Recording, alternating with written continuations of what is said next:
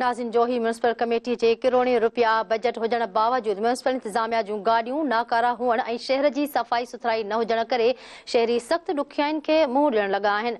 वधीक तफ़सील जान मोहम्मद गाड़ी जी हिन रिपोर्ट में। जोईअ में जेका सो हर महीने करोड़े रुपया जेका बजट अचण बावजूद जेके म्यूनिसिपल इंतजामिया आहे उनजी जेका नाक़स कारकर्दगी जे करे जेके हिते जो असां जोई जे अवाम सां ॻाल्हि ॿोल कंदासीं त वधीक हुननि जो छा चवणु आहे। शहर जी सफ़ाई बि न आहे। शहर में वाटर सप्लाई जेका तक़सीम आहे सिर्फ़ु मन में पाणी पहुचाइनि था। जीअं ई का बि सफ़ाई सुथराई कोन थी थिए। जेका ई बजट अटे थी सभु हड़प करे अथनि। जंहिं घिटी में वञ केनाल लॻा पिया आहिनि। मुंहिंजे ख़्याल में मां गुज़ारिश कंदुसि टाउन वारनि खे त इन्हनि घिटियुनि ते ॿेड़ियूं बि रखनि। जीअं त ही जॾहिं खां वठी चेयरमैन आयो आहे तमामु आज़ार थी वियो आहे। हिते कंहिंखे बि का सहूलियत कान्हे का। ही सिर्फ़ु पैसनि कढाइण लाइ आया आहिनि। हिन मां असां केरु शहरी को बि मुतमइन कोन्हे को।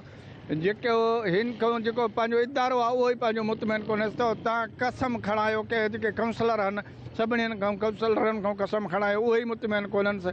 असांजी हिन चेयरमैन मां वॾियूं उमेदूं हुयूं पर माना कमु मुकमल नथो हले। हर घिटी में गंद किचिरो फैलियल आहे। को बि सफ़ाई निज़ाम न आहे। को बि पीअण जो पाणी जो सिस्टम न आहे। ऐं रोडनि ते पाणी हारियो वञे थो। उन्हनि जे मालिकनि खे थोरो कंट्रोल कयो वञे त जीअं रोड जी हिफ़ाज़त थी सघे। को बि माना हुनखे चवण वारो केरु कोन्हे। शहरनि जूं ॻाल्हियूं ॿुधियूं। हिन जो चवणु आहे त जेका म्यूनिसिपल में मुबैना करोड़े रुपया जेका बजट उहा करप्शन जी वर चढ़ी थी वञे। कैमरामैन मज़हर जतोई सां गॾु जान मोहम्मद गाड़ी, धरती टीवी न्यूज़, जोही।